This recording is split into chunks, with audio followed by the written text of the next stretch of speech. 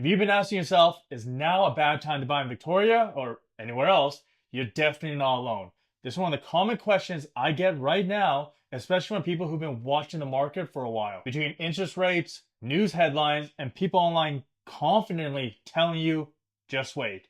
It can start to feel like buying today is automatically a bad decision. But here's the problem. Most of the advice isn't based on your situation. It's based on opinions, fear, or past markets that don't exist anymore. So in this video, instead of guessing or timing the market, we're going to look at the real numbers that matter, the things that actually affect buyers, whether you're buying in Greater Victoria or somewhere else. And if you're watching because you think about buying or selling sometime this year or next or the year after that, feel free to call or text me anytime. My info is down below. I get many people just like you that watch my YouTube videos and they just have questions about the market, they help planning for the future, and understanding whether it's a good time to buy or sell and figure things out. So contact me anytime. Other than that, let's get into today's video. Now first up, asking bad time is the wrong question because context matters. When people ask, is it a bad time to buy? They're usually hoping for a simple yes or no answer. But real estate doesn't work like that. The same market can feel overwhelming for one buyer and completely manageable for another, and can really depend on things such as how stable is your income, how long do you plan on living in that home, and how much financial buffer do you have, plus whether or not you're buying within your comfort zone or not. Buying can feel bad when you're stretching your budget to the absolute limit, you're relying on everything going perfectly, or you're buying based on pressure instead of clarity. So instead of asking whether the market itself is bad, the better question is, do the numbers work for me, even if nothing changes? And if the answer is yes, the timing matters a lot less than what people think. Now, most buyers don't emotionally feel the purchase price. They feel the monthly payments. Those monthly payments can include your mortgage, property taxes, home insurance, SRAP fees if applicable, and also your utilities as well.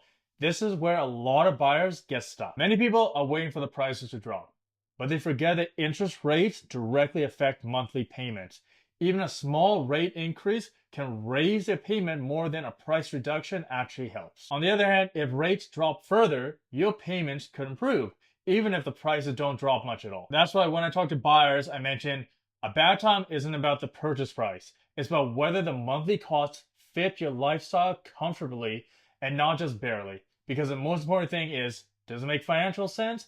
And does your lifestyle change in a positive way or a negative way by making that purchase? A similar rule to think about, if buying leaves you stressed every single month and one unexpected expense will cause you to panic, that's not a market problem, it's a planning problem. Another set of numbers that matter a lot are inventory levels and competition. Inventory affects how rushed you feel, how many other buyers you're competing with, and how much protection you can include in your offer. In very hot markets, buyers often feel forced to remove subjects from the offer before they submit it, rush inspections, and make emotional decisions. But in a more balanced market, buyers usually have more listings to choose from, more time to think, and more room to actually negotiate. If you're able to include inspection subjects, financing subjects, review STRAT documents properly if you're buying a STRAT property, and negotiate on price or repairs, that's usually a sign that buyers have more leverage, even if prices haven't dropped dramatically. And that's often when buyers feel the most confident about their purchase price. Now, if you want to really understand what the market is actually doing,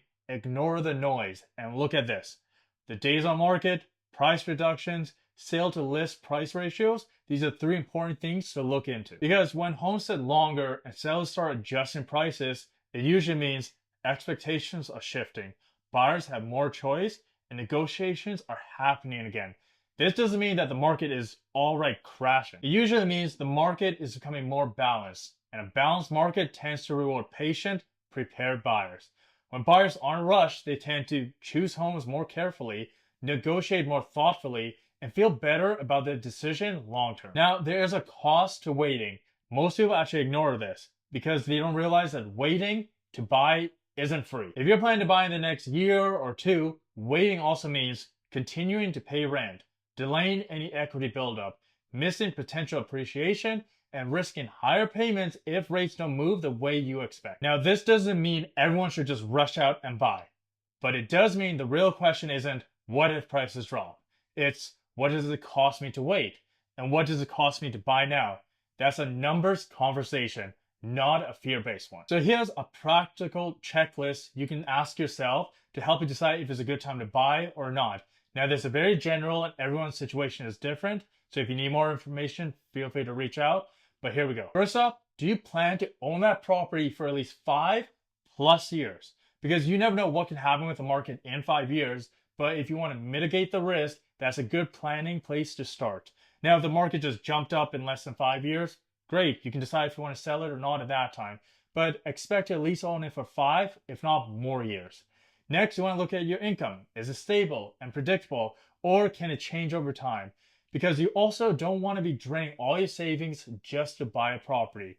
Next, your monthly payments need to feel manageable, because if you feel like you can't manage it, that's when you start panicking and you start regretting your decision. Now, this checklist is just very basic, general information, but it's a good starting point to decide whether or not it's a good time for you to buy or not. Obviously, everyone's situation is different and there's other things that come into play, but hopefully this helps you kind of understand it's not just about, oh, when a price is dropping, it's about whether the timing is right for you. So, is now a bad time to buy in Victoria, BC or anywhere else?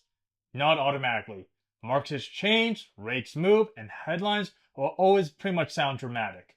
But good decisions come from good numbers, not fear. And as I mentioned, if you're thinking about buying or selling anywhere in Greater Victoria, my info is down below. Love to chat with you, talk about the market, see if I can help you, and see where things can go. Other than that, make sure to like, subscribe, and comment, and I'll see you in the next video.